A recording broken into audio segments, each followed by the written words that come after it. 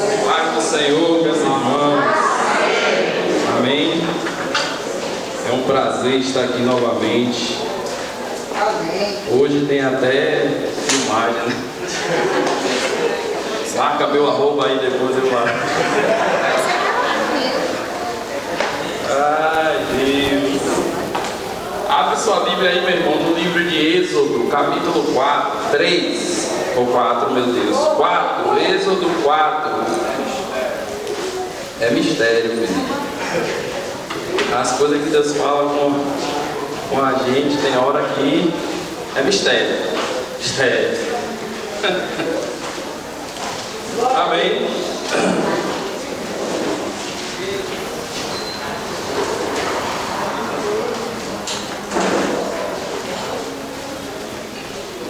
Diz assim, Êxodo 4. Moisés respondeu a Deus: Senhor, mas os israelitas não vão acreditar em mim, nem vão dar atenção ao que eu falar, e vão dizer que o Senhor não me apareceu. Então o Senhor perguntou: o que é isso que você tem na mão? Um bastão, respondeu Moisés. Disse Deus: jogue-o no chão. Ele jogou, virou uma cobra, e Moisés fugiu dela. Aí o Senhor ordenou a Moisés: estenda a mão, pegue a cobra pelo rabo. Moisés estendeu a mão, pegou a cobra pelo rabo, e de novo ela virou um bastão na mão dele. Então disse o Senhor: faça isso para provar os israelitas que o Senhor, o Deus de seus antepassados, o Deus de Abraão, o Deus de Isaac e o Deus de Jacó, apareceu a você. Amém? Solta aqui, pode sentar.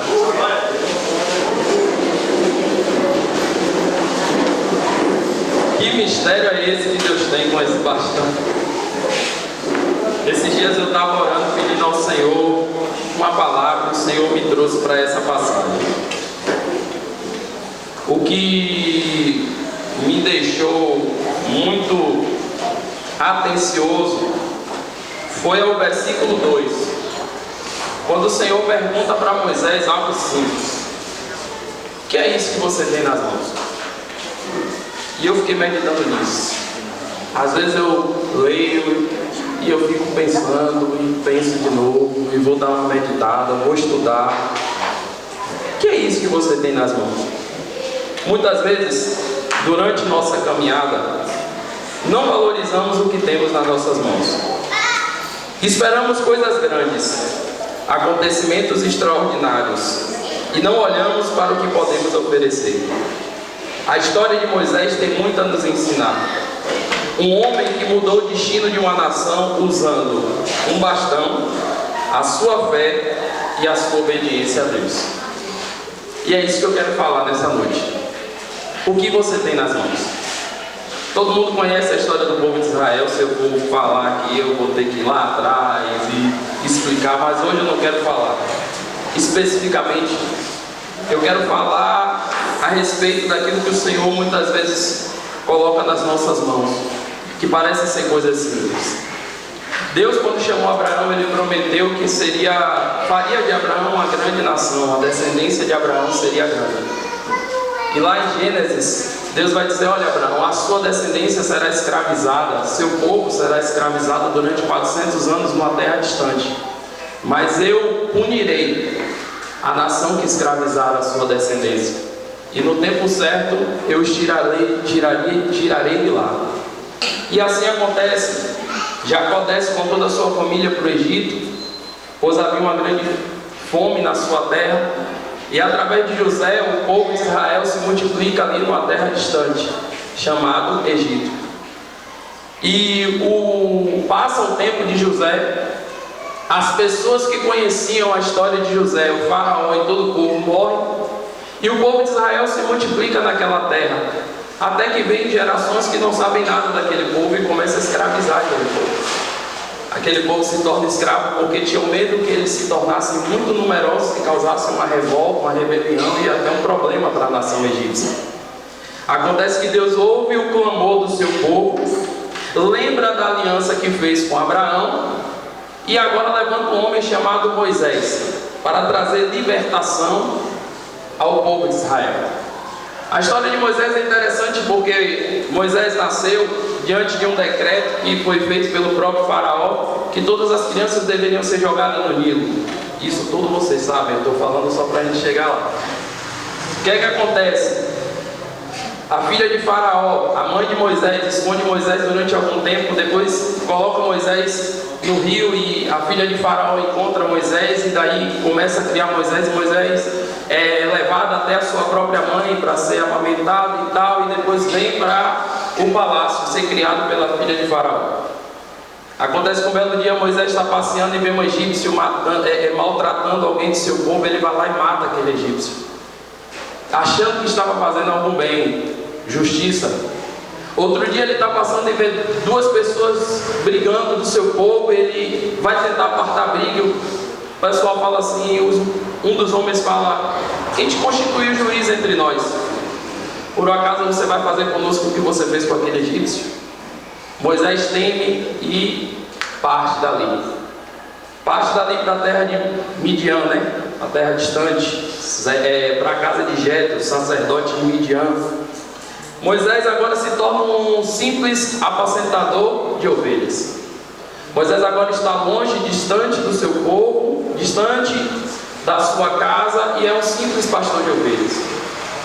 Mas um dia que parecia ser comum, algo extraordinário acontece.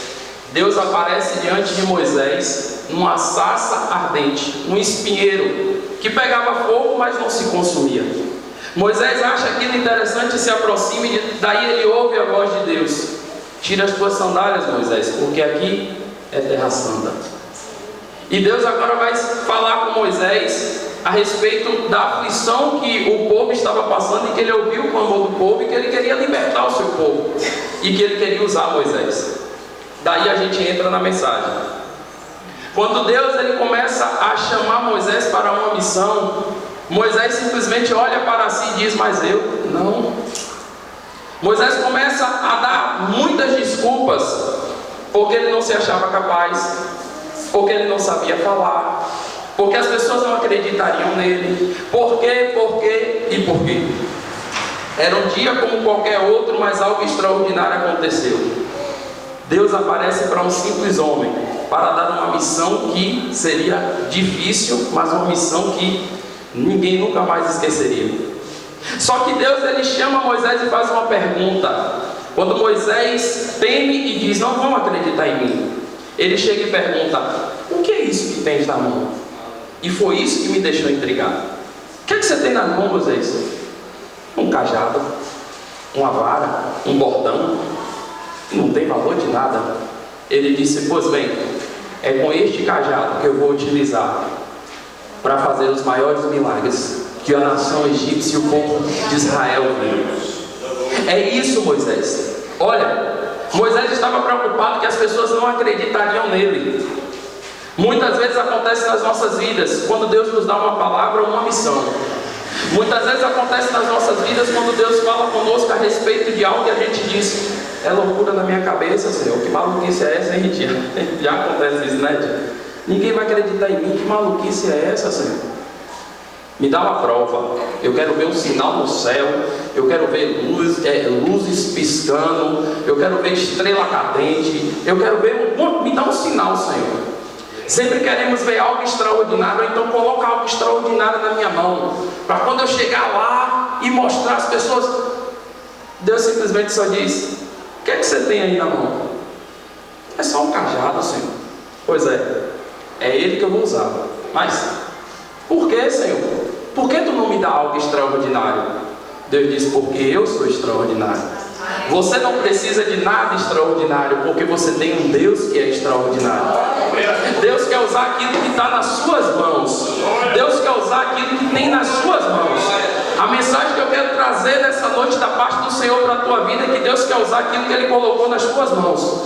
Aquilo que muitas vezes você diz que não tem valor, aquilo que muitas vezes você acredita que não pode, aquilo que muitas vezes você acha que não vale de nada, aquilo que muitas vezes você acha que Deus não vai fazer. Isso aqui é isso. Deixa eu te dizer uma verdade: nas mãos de um pastor de ovelhas, Um cajado era somente um objeto que ele utilizaria para tocar o seu rebanho. Mas nas mãos de Deus se tornou um instrumento que iria subjugar reis, queria subjugar até a própria natureza. Quando Moisés estendia o cajado, até os ventos lhe obedeceram.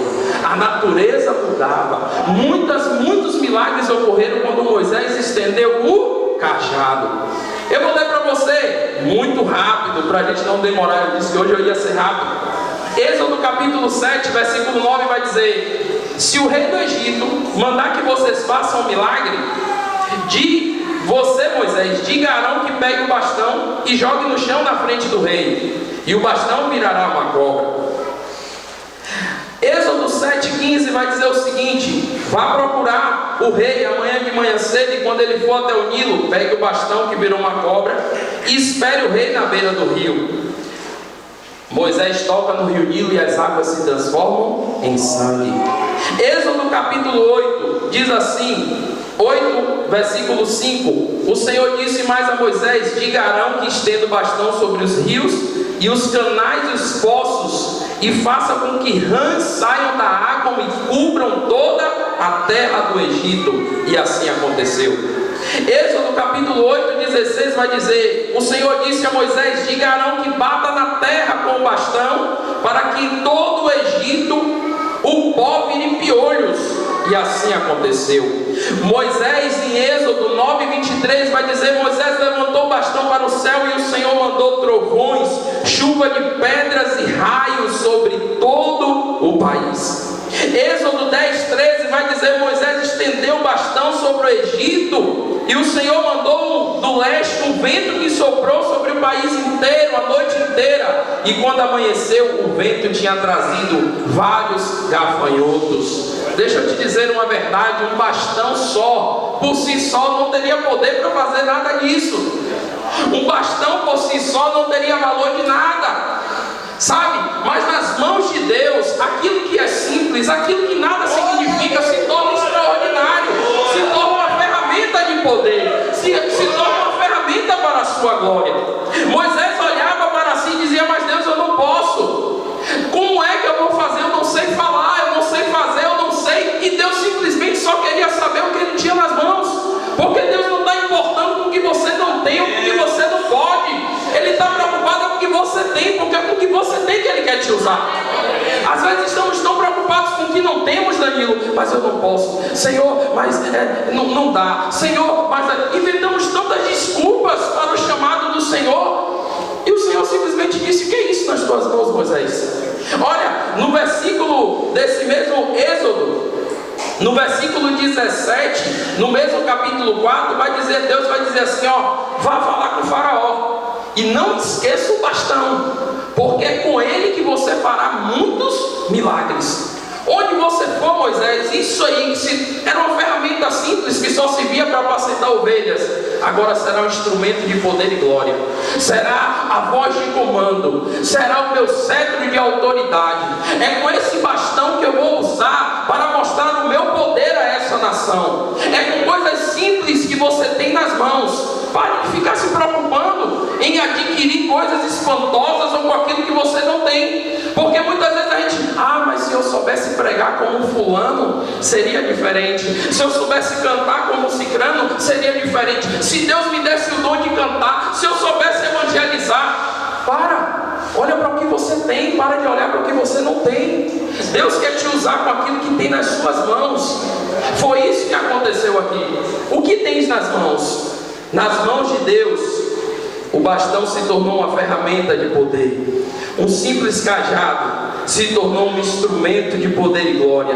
Não espere pelo grandioso, simplesmente olhe para o simples que você tem hoje e diga sim àquilo que Deus tem confiado a você. Amém?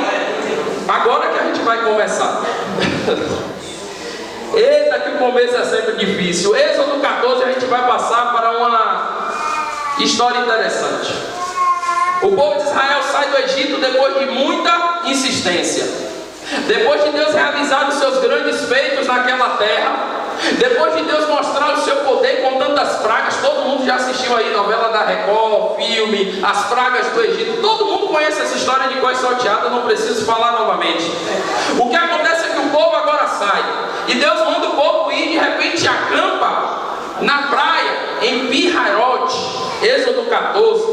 Eu vou ler para você só o início, Êxodo 14, vai dizer assim: o Senhor disse a Moisés: diga aos israelitas que voltem e acampem em frente a Pi-Hahirote, entre Migdol e o Mar Vermelho, perto de Baal-Zephon.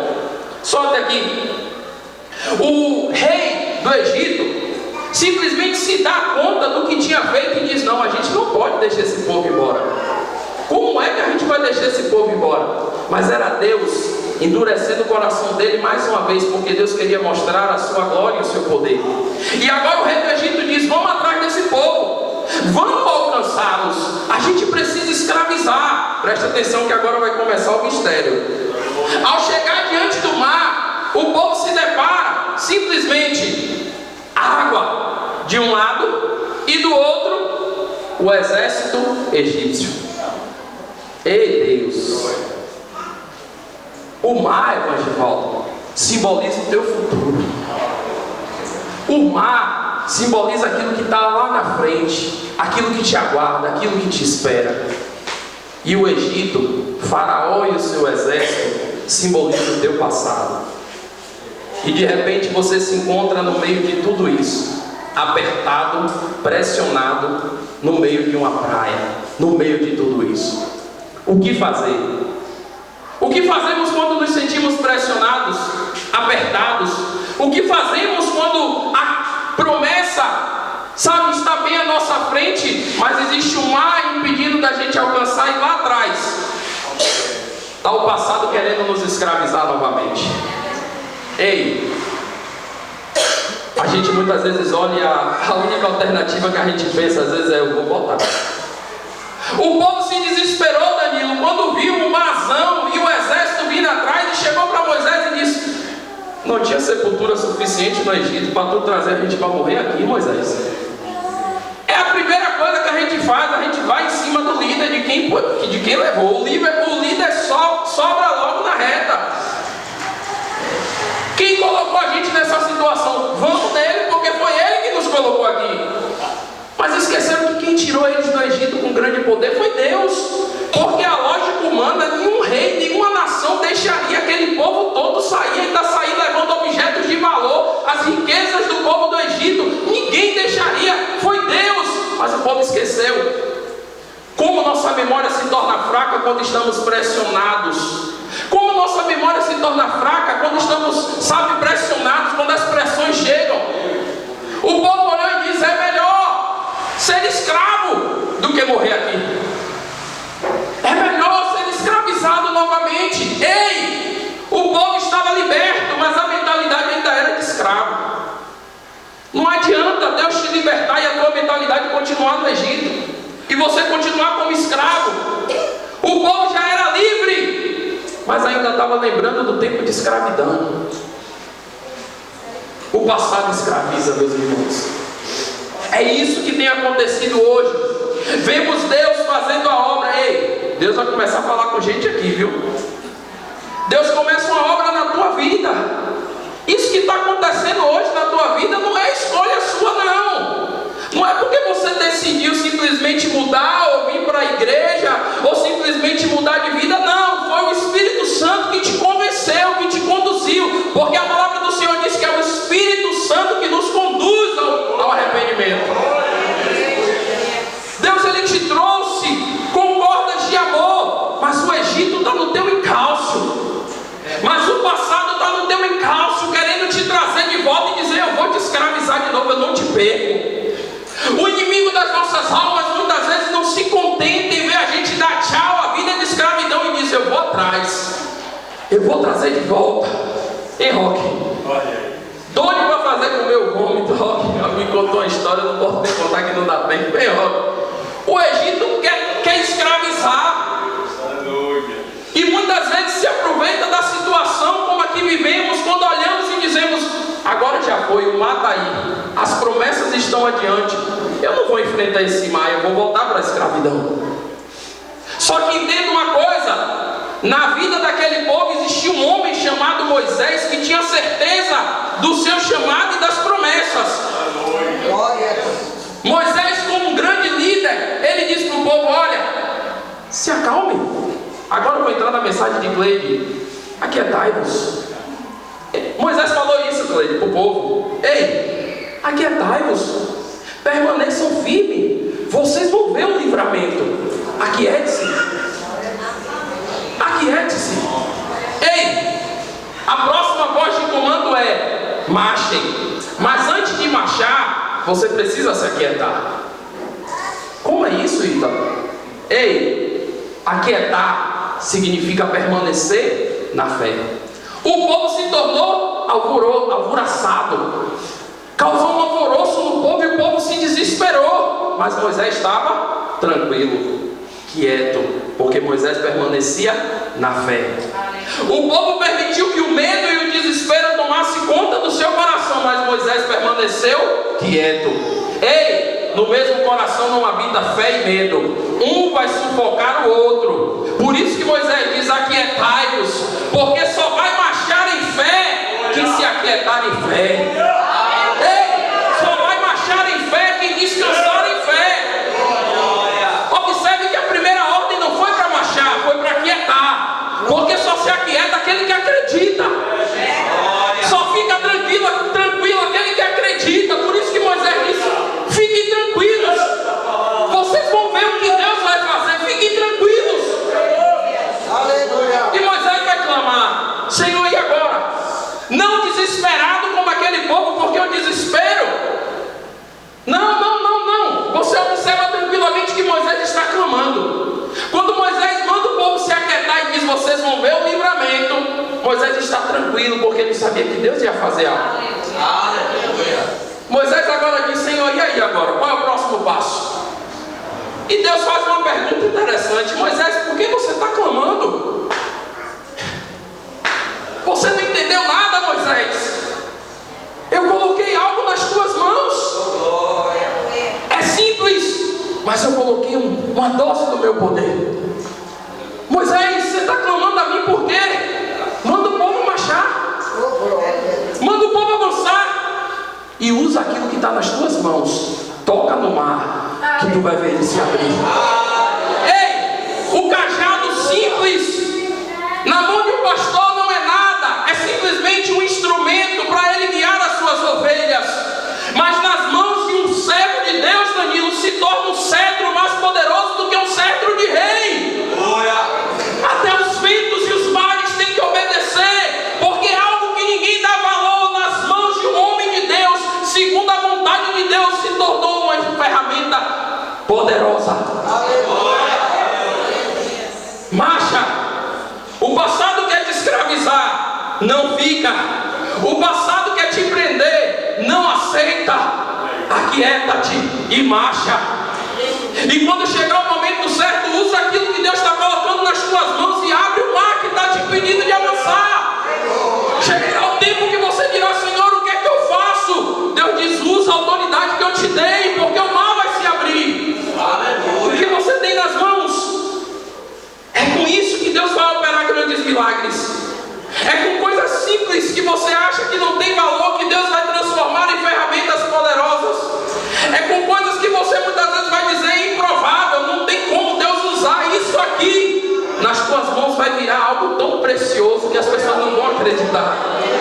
O que você tem nas mãos. Então não me explica direito, a pregação vai ficar boa. Você me dá mais 10 minutos. Eu vou explicar para você agora que o negócio vai ficar gostoso, gente. Eu fui pregar em outra igreja, eu disse: meu Deus do céu, gente, vocês me perdoem, que eu sou ovelha do pastor Denilson, eu estou pregando uma hora, eu não estou sentindo, eu sou irmão de Clebão. Misericórdia, Senhor. Deixa eu te dizer, uma bola de basquete na minha mão, que sou não é perna de pau não, né? Tizinho que joga, como é o jogador de basquete ruim, como é que chama? Uma bola de basquete na minha mão não vale mais do que R$100. Mas na mão de Michael Jordan ou Jimmy Butler, vale milhões. Ei, nas mãos certas, aquilo que é simples se torna valioso. Uma raquete de tênis na minha mão, eu estou ilustrando, viu?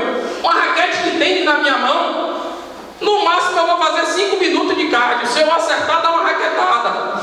Mas nas mãos de Roger Federer, de Gustavo Kirten, vale o Roland Garros, um grande slam. Aquilo que é simples, sabe, nas mãos certas se torna valioso, se torna poderoso. Sabe por que um cajado tão simples na mão de Moisés se tornou algo poderoso? Porque estava nas mãos certas, estava no lugar correto, na mão de quem Deus queria. Você consegue entender que as ferramentas que Deus quer te dar nas mãos corretas talvez não sirva para outro? Ei, para de querer aquilo que não é teu. Olha, deixa eu te dizer, Davi foi para a batalha. Tinha um gigante chamado Golias desafiando o exército de Israel e disse: eu quero ver um homem aqui capaz de me encarar. O cara era enorme. Ninguém do exército de Saul tinha coragem de encarar o cara. Chega o pequenininho Davi e diz: quem é esse incircunciso, rapaz, que está desafiando o rei de Israel, o exército, o Deus Todo-Poderoso? Ele não sabe a quem a gente serve, não é? Eu vou lutar contra ele. O povo disse, os irmãos disseram: lá vem você, seu enxerido, lá vem você, seu atrevido, se amostrar. Davi: epa, não, eu não vou aceitar isso não, eu vou. Chegou diante de Saul e disse: eu vou, meu rei. Saul disse: meu filho, o cara é guerreiro, ninguém no meu exército conseguiu enfrentar, como é que tu vai? Eu vou, meu rei. Saul disse: se tu vai, beleza, toma a minha armadura. Era a armadura do rei. Presta atenção, como deveria ser o luxo daquela armadura? Era a do rei, sabe? Toda bordada, toda reforçada, toda... Eu imagino como deveria ser o luxo um rei armado para a batalha. O pastor que gosta desse filme de guerra, o pastor deve dizer melhor do que eu como não é a armadura de um rei. Mas não se viu para Davi. Você consegue entender que aquilo que muitas vezes você diz: se eu tivesse isso, Senhor, eu faria. Não faria não, porque não serve para você. Davi vestiu a armadura de Saul, não conseguiu nem andar. Disse: não serve para mim. Mas como é que tu vai enfrentar esse cara sem nada, Davi? Não. Essa armadura não dá. Foi no riacho, pegou 5 pedrinhas lisas, botou no bolso, pegou o badog, afunda, botou e disse: agora eu estou armado. É loucura enfrentar um gigante com 5 pedrinhas, um badog, Davi. Uma arma que não tem efeito nenhum. Ei, agora eu vou te dar a revelação. Nas mãos de uma criança, um badog é um brinquedo maravilhoso, mas nas mãos de um soldado não serve para nada. Mas nas mãos de um homem de Deus é uma arma que derruba gigante. Nas mãos de um homem de Deus é uma arma que derruba qualquer gigante. Entenda que você não pode lutar com as armas que Deus não colocou nas suas mãos. Uso simples. Eu fico toda hora querendo executar uma jogada diferente e ele olha para mim e fala: pô, mano, já te falei mais de 10 vezes. Eu falei: o que é, Caio? Faz o simples. O simples surte efeito. Eu disse: como? Ele: vou te ensinar. Primeira bola simples, segunda bola simples. Ele repete 10 vezes a mesma bola e até a bola cai. Simples. O simples bem feito dá resultado. E eu fico pensando: é verdade. O simples na mão de Deus se torna algo poderoso. Uma funda na mão de uma criança é um brinquedo. Nas mãos de Davi se tornou uma arma. Entenda uma coisa: aquilo que Deus coloca nas tuas mãos, muitos não dão valor. Muitos dizem que é loucura. Deus não vai te usar com isso aí. Deus não vai fazer com isso aí. Como é que Deus vai usar dessa forma? Como é que Deus vai fazer dessa forma? Mas eu não conheço a Bíblia. Outro dia desse eu falei com os meninos: Deus já coloca esse menino na minha vida. E ele falou comigo: Peu, tá lá na Guatemala jogando bola. Ele disse: mano, mas eu não conheço nada, eu ainda estou lendo, eu não sei muita coisa. Eu disse: filho, usa 5 pedrinhas, cada pedra é um versículo. Pega a funda e atira, que tu vai derrubar gigante aí. Sabe, usa o que tu tem. Tu não sabe muito versículo, usa os 5 que tu sabe. Tu não sabe pregar a palavra? Conta teu testemunho, porque o teu testemunho é uma pregação viva. Usa as coisas simples que tu vai ver o que Deus vai fazer. Eu comecei a montar célula lá e disse: mano, Deus me deu uma palavra, eu estou pregando. E pregando agora em espanhol, eu dei risada ontem. Ele falou: mano, eu comecei a falar de Deus com o cara, e o cara falando espanhol, e eu tentando falar espanhol. Eu não entendi nada que eu estava falando, nem com o cara, eu sei que o cara entendeu. Eu disse amém, foi Deus que interpretou. Eu só sei que o cara entendeu, mano. Eu disse amém. Ele quer saber de Apocalipse, mas eu não conheço. Eu falei: fala do que tu conhece, só fala de Deus. Usa o simples, que o simples funciona. Deus quer te usar. Deus quer levantar o nosso povo. Deus quer trazer pessoas para este lugar, e não precisa muita coisa não. O simples continua funcionando. Não precisa interatividade, não precisa atividade, não precisa pregador internacional, não. O simples continua funcionando. É jejum, oração, palavra e poder de Deus. Vocês me deram mais 10 minutos porque quiseram. Ei! Um belo dia, João capítulo 6, diz que Jesus olhou em volta de si e viu uma grande multidão apertando, e disse para Filipe: onde é que a gente vai comprar comida para esse povo? Filipe, Jesus já sabia, mas quis testar. Filipe prontamente pegou a sua calculadora, na época era de pedra com papum. Sobe 5, desce, multiplica, 9 vezes 4 e não sei o que. Daqui a pouco Filipe terminou a contabilidade e disse: olha, para a gente poder comer, alimentar cada pessoa receber um pouco de pão, de acordo com os meus cálculos, são 200 moedas de prata. Onde é que vai achar 200 moedas de prata? Aquele povo humilde, pobre, vai fazer o quê? De repente chega André, irmão de Simão, e diz: olha, tem um menino aqui que tem 5 pães, deixa eu olhar direito, 5 pães de cevada e 2 peixinhos. Mas o que é isso para tanta gente? Pega o mistério. Era uma multidão. 200 moedas de prata para alimentar com um pouco de pão cada pessoa que estava ali. 5 pães e 2 peixinhos nas mãos de um menino, era 3 sanduíches. Pega o peixe, frita, coloca no pão, maravilhoso. O menino estava com o lanchinho preparado, meu filho.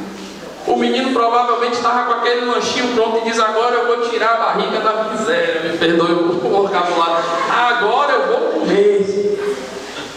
Traz o menino. 5 pães e 2 peixinhos não é nada. O próprio André falou: que é isso para tanta gente? Não dá, Jesus. Sabe, eu falei só por educação. Porque é errado não oferecer, né? Comer e não oferecer. Eu sei que não vai dar para todo mundo, mas por educação. Traz aqui, menino. Ei, 5 pães e 2 peixinhos nas mãos corretas, nas mãos do mestre, se tornaram um banquete que alimentou uma multidão e ainda sobrou. E Jesus disse: não deixe perder nada. Entenda, aquilo que para muitos ou até para você é pouco, nas mãos de Deus se torna muito. Entenda que Jesus não multiplicou nada, Jesus só disse: reparte. Quando você reparte o pouco que você tem, é Deus que multiplica. Quando você reparte o pouco que Ele coloca nas tuas mãos, é Ele que faz o milagre. Quando você diz: é tão pouco, Senhor, como eu vou alimentar tanta gente, como tanta boca vai comer, é tão pouquinho, não dá para nada. O que você tem nas mãos? 5 pães e 2 peixes, mas não dá para nada. Chega aqui, bora repartir. A igreja primitiva começou assim, repartindo o pouco que tinham, e Deus multiplicava e acrescentava. E Deus multiplicava e acrescentava. Assim tem que ser na minha e na tua vida. Eu não falo só no sentido financeiro, mas no sentido de todas as coisas. O pouco que Deus tem te confiado, seja do que for, compartilhe. Coloque nas mãos do mestre. Senhor, eu não tenho muito. Senhor, eu não tenho nada. Muitas vezes quando eu subo para orar, eu faço essa oração. Quando eu subo para pregar, antes de eu subir, eu faço essa oração: Senhor, eu não tenho nada. Quem sabe na minha mão é 5 pães e 2 peixinhos que eu comi ontem de manhã no meu devocional. Mas tu pode transformar num banquete. Tu pode transformar num banquete que vai alimentar aquelas pessoas que estarão lá, Senhor. A obra é tua. Eu já estou finalizando. Segunda Reis, capítulo 4, o profeta Elias um dia levantou e disse: olha, não vai, deixa eu ver se é isso mesmo, Jeová. Não, aqui é outra história. Segunda Reis 4. Segunda Reis, capítulo 4, vai dizer assim, ó, presta atenção que eu vou ler. Certa mulher que era viúva de um dos membros de um grupo dos profetas foi falar com Eliseu e disse: o meu marido morreu, e como o Senhor sabe, ele era um homem que temia a Deus, o Senhor. Mas agora um homem a quem ele devia dinheiro veio levar meus 2 filhos a fim de serem escravos como pagamento da dívida. Eliseu perguntou: o que é que eu posso fazer por você? Diga. O que é que você tem em casa? Não tenho nada, a não ser um jarro pequeno de azeite, respondeu a mulher. Eliseu disse: vá pedir que os seus vizinhos lhe emprestem muitas vasilhas vazias. Depois você e seus filhos entrem em casa, fechem a porta e comecem a derramar azeite nas vasilhas, e vão pondo de lado as que forem ficando cheias. Então a mulher foi para casa com os filhos, fechou a porta, pegou um pequeno jarro de azeite e começou a derramar, conforme seus filhos iam trazendo. Quando todas as vasilhas estavam cheias, ela perguntou se havia mais alguma, e o seu filho respondeu: essa foi a última. Então o azeite parou de correr. Ela foi e contou ao profeta, e ele disse: venda, pague todas as suas dívidas, e ainda vai sobrar para você e os seus filhos irem vivendo. Entenda uma coisa, a mulher estava passando uma situação difícil, o marido tinha morrido, deixou dívidas, com o filho para criar, era viúva. Ela chega diante de Eliseu e conta a situação. Em momento nenhum Eliseu pergunta a ela o que ela não tinha, porque o que ela não tinha ela já tinha dito: eu não tenho dinheiro, eu estou quebrada, meu marido só deixou dívida, eu não tenho nada. Ei, Deus não vai perguntar para você o que você não tem, porque o que você não tem Ele sabe. Deus não vai perguntar para você o que é que te falta, porque Ele sabe. Ele vai te perguntar o que você tem. Quando Eliseu chega diante daquela viúva, Brito, ele pergunta: o que é que você tem em casa? Agora o profeta vai realizar um milagre. Ele poderia muito bem dizer: ó, cava lá o fundo do buraco, o fundo da sua casa, no terreno, faz um buraco e você vai achar um baú do tesouro lá, paga a tua dívida. Olha, eu estou mandando aí uma caravana, o rei que me deve um favor, eu vou mandar vir aqui te sustentar. Tantas coisas extraordinárias Eliseu poderia fazer, mas é um profeta. Um profeta faz milagre. Deus usava o cara tinha o dobro da unção de Elias. Eliseu pergunta: o que é que você tem em casa? Peraí, Eliseu, é muita falta de consideração perguntar para uma mulher que está numa situação quebrada daquela, precisando de dinheiro, o que é que ela tem em casa? É loucura. E a mulher respondeu: eu não tenho nada, só o que eu tenho. Presta atenção, só o que eu tenho é uma vasilha pequena de azeite. Para que serve para uma pessoa que está numa situação tão complicada uma vasilha pequena de azeite? Para que serve aquilo que não tem valor, não tem sentido? Ei, deixa eu te dizer uma verdade que o Senhor quer falar para você nessa noite. Aquilo que a viúva achava que não servia para nada foi o que sustentou ela a vida toda. Você pegou? Eu vou falar de novo. Aquilo que ela achava que não servia para nada, que tinha dentro da casa dela, foi o que Deus usou para sustentar toda a sua família e pagar todas as suas dívidas. O Senhor não está perguntando o que você não tem, Ele quer saber o que você tem, porque é isso que Ele vai usar. Poderia ser feito de inúmeras formas, mas Deus usou o que ela tinha. Uma vasilha, pega mais emprestada. Pode trazer vasilha, sabe? Não tem valor, sim, mas é através dessas vasilhas que eu vou trazer a bênção, que eu vou trazer a prosperidade. Traz mais vasilha lá atrás. Aquilo que muitas vezes você não dá valor, é o que Deus vai usar para sustentar você e muitas pessoas. As pessoas que muitas vezes você diz não servem para nada, são elas que Deus vai colocar do teu lado para te ajudar nessa seara. Aleluia. Muitas vezes pensamos: se eu tivesse aquele carro, Senhor, se eu tivesse aquele carro, eu poderia vender e pagar a dívida. Senhor, se eu tivesse um marido rico, uma esposa rica, se eu tivesse um emprego melhor, eu poderia, se eu tivesse amigos de verdade, eu poderia sair dessa situação. Para de ficar olhando para o que você não tem. simplesmente olha para dentro de si e diz: o que é que o Senhor quer usar aqui, Senhor? Olha aqui. O que é que o Senhor quer usar aqui? Pode ser o simples, pode ser loucura para o ser humano, pode ser algo que as pessoas vão dizer que é loucura, é maluquice. Pense aí aquela mulher mandando os filhos sair correndo e pegando um bocado de vasilha. Traz vasilha, traz vasilha, traz vasilha. E o povo aqui, essa mulher que é vasilha, essa mulher entojou, foi. Traz vasilha, traz vasilha. Agora entra e fecha a porta, o azeite vai começar a derramar agora. E só vai parar quando tiver tudo cheio. Aleluia! Aleluia! Declare com fé, meu irmão, que o que está nas suas mãos é o suficiente para o milagre acontecer. Declare com fé que o que você tem nas mãos é o suficiente para que o milagre aconteça. É aquilo que você tem, não aquilo que você não tem. Olhe, para finalizar, Elias chega em 1 Reis 17, dá uma palavra e diz: não choverá durante 3 anos na terra de Israel, e se pica. Deus manda Elias habitar ali no lugar onde tem um ribeiro, e os corvos vêm alimentar Elias, só que de repente o riacho seca. E agora Deus diz: sai daí e vai para outro lugar, e lá eu vou mandar uma viúva te sustentar, a viúva de Serepta.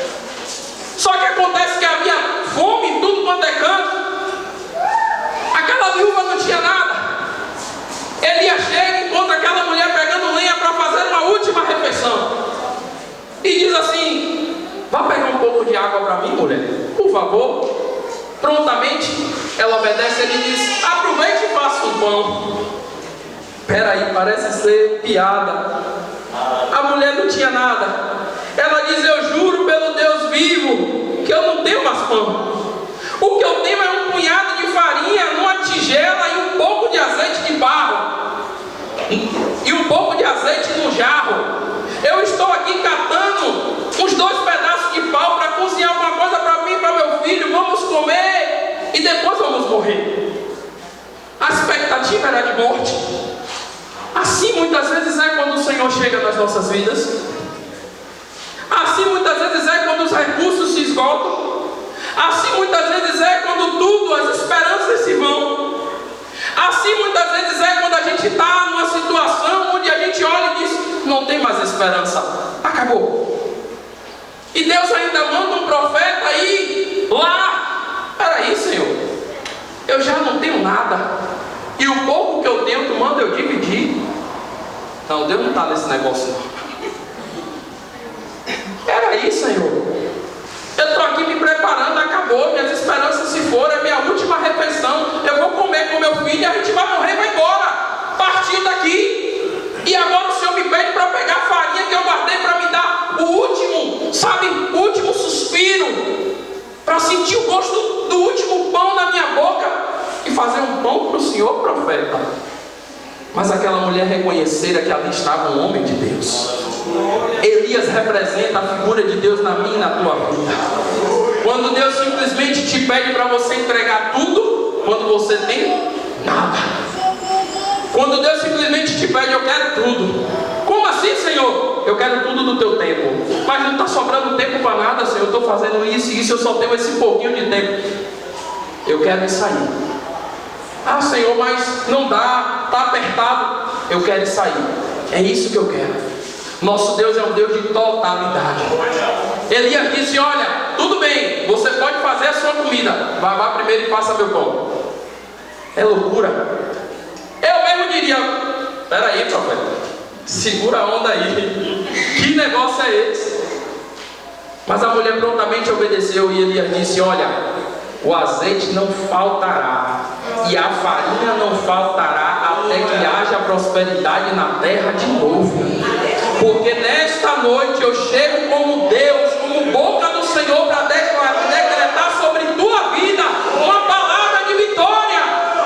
A perspectiva era de morte, o cenário era de morte, mas o homem de Deus chegou para transformar aquilo que ela usou para a sua morte, aquilo que ela estava planejando para o seu velório. Ele disse: é isso aí que eu vou transformar em uma fonte de vida. O velório estava pronto, a farinha e o pão estavam pronta para que a morte chegasse, e foi aquilo mesmo que ela preparou para morrer. morrer, que Deus disse: é através disso aí que eu vou fazer tu viver. É através disso aí que eu vou multiplicar. É através disso aí que eu vou operar. Você precisa entender que aquilo que não vale nada, aquilo que não tem mais esperança, aquilo que a perspectiva é de morte, Deus transforma tudo. Só precisa você dar lugar. Se aquela viúva não obedecesse, se Moisés não resolvesse ir, se aquele menino não entregasse os 5 pães, se Davi não pegasse as 5 pedras, nada aconteceria. Entenda que o que mudou a situação foi Deus, mas Ele precisava de pessoas dispostas, disponíveis. Ele precisa de pessoas obedientes. O milagre só vem para quem obedece, porque muitas vezes, ou aliás todas as vezes, antes de vir o milagre Ele vai provar a gente. Antes de vir o milagre Ele vai provar.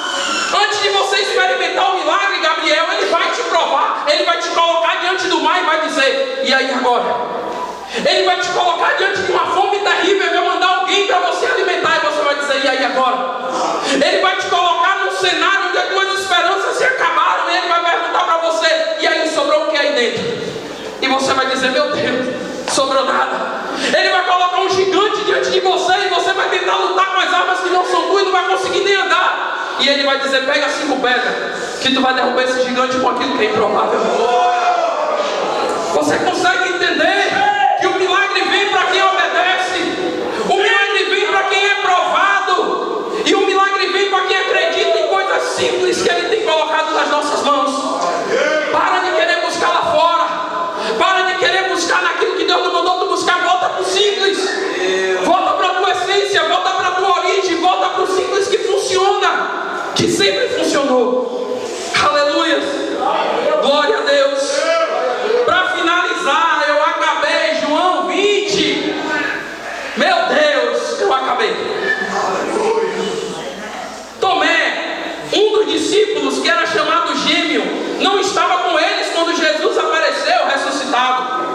Então os outros discípulos disseram a Tomé: nós vimos o Senhor. E ele respondeu: se eu não ver os pregos na mão dele, não tocar o meu dedo e não puser aqui a mão do lado dele, eu não vou crer. Uma semana depois, os discípulos de Jesus estavam reunidos ali com portas trancadas, e Tomé estava com eles, e Jesus chegou, ficou no meio deles e disse: que a paz esteja com vocês. Em seguida disse: Tomé, veja as minhas mãos, põe o dedo nelas, estenda a mão, ponha do meu lado, pare de duvidar e creia, Tomé. Ei, eu vou deixar uma verdade aqui para finalizar. Para que serve um prego na minha mão, Gel? Eu não sei nem. Eu não tenho habilidade com essas coisas, não. Às vezes eu acerto, às vezes eu não acerto. Na mão de quarentinha, um prego, quarentinha faz muita coisa, né? Para que serve um prego na sua mão? Talvez para ferir alguém, talvez para construir algo. Para que serve um simples prego na sua mão? Para nada. Nas mãos de Jesus, os pregos trouxeram salvação para mim e para você. Nas mãos de Jesus, os cravos trouxeram salvação para toda uma humanidade. Foi pelas suas pisaduras, pelas suas chagas que nós fomos sarados. Foi pelo castigo que Ele sofreu que hoje nós temos paz. Foi pelo sacrifício que Ele fez na sua cruz, quando os pregos que eram materiais simples atravessaram as suas mãos. Ele trouxe salvação para mim e para você. O que é que você tem nas mãos? A ferramenta certa, nas mãos certas, tem todo o poder. Tem poder de mudar a história. Por causa daqueles pregos, Tomé não era mais crente, mas ele diz: bem-aventurado é quem não vai ver e vai crer, Tomé. Bem-aventurados são aqueles que não verão, aqueles que ouvirão que os pregos atravessaram a minha mão, mas que eu ressuscitei e eu estou aqui para dar vida a todos que creem em mim. O que é que você tem nas suas mãos, irmão? Levante. O que é que você tem nas suas mãos? Pode ficar de pé. O que é que você tem nas suas mãos, meu irmão? O que é que o Senhor está pedindo de ti nessa noite? O que é que o Senhor quer de você nesses dias? O que é que o Senhor tem levado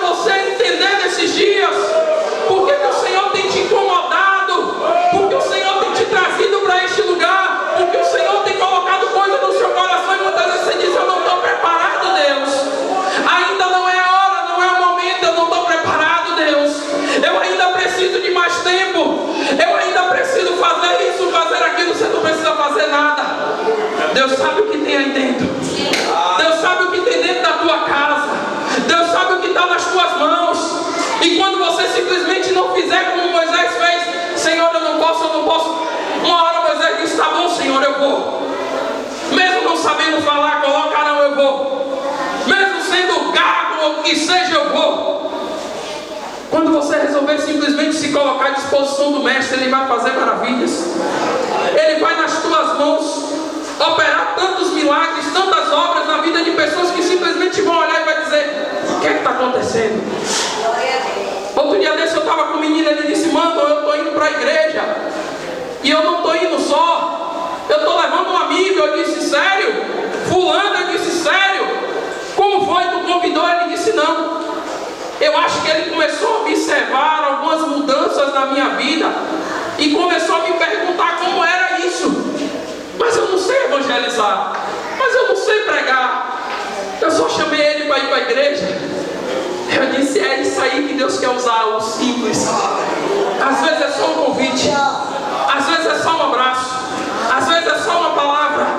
Às vezes é só uma mensagem. Às vezes é coisas simples que vão mudar vidas, que vão dar destino, que vão dar direção, que vai transformar ambientes. Eu vejo o Senhor nesses últimos dias transformando a nossa história, transformando a história dessa igreja. Eu tenho orado e o Senhor só tem inclinado meu coração para isso. Ítalo, eu estou mudando, eu estou movendo, só não vê quem não quer. Eu estou movendo. E eu estava perguntando para Deus, o que é que a gente precisa fazer, Senhor? O que é que o Senhor quer que a gente faça? Ele diz, faz o simples, com as coisas simples, que eu transformo no extraordinário, porque eu sou extraordinário. É o simples que Deus quer de você. É o simples que muitas vezes vai te custar tudo, meu irmão. Porque muitas vezes aquilo que a gente acha que é muito, não custa nada pra gente. Aquilo que muitas vezes a gente diz, esse sacrifício é bom, não está custando nada. Mas aquelas moedinhas que aquela mulher colocou naquele gasofilácio, Jesus disse, ninguém deu uma oferta como ela, porque ela deu tudo. É o simples, é algo que ninguém dá valor, é algo que ninguém diz que presta. O que serve 2 moedas, mas foi a melhor oferta, porque ela deu tudo. O simples vai te custar tudo. O simples vai te desafiar. O simples vai te levar a sair da zona de conforto. O simples vai te levar a assumir atitudes que você muitas vezes ainda não tem.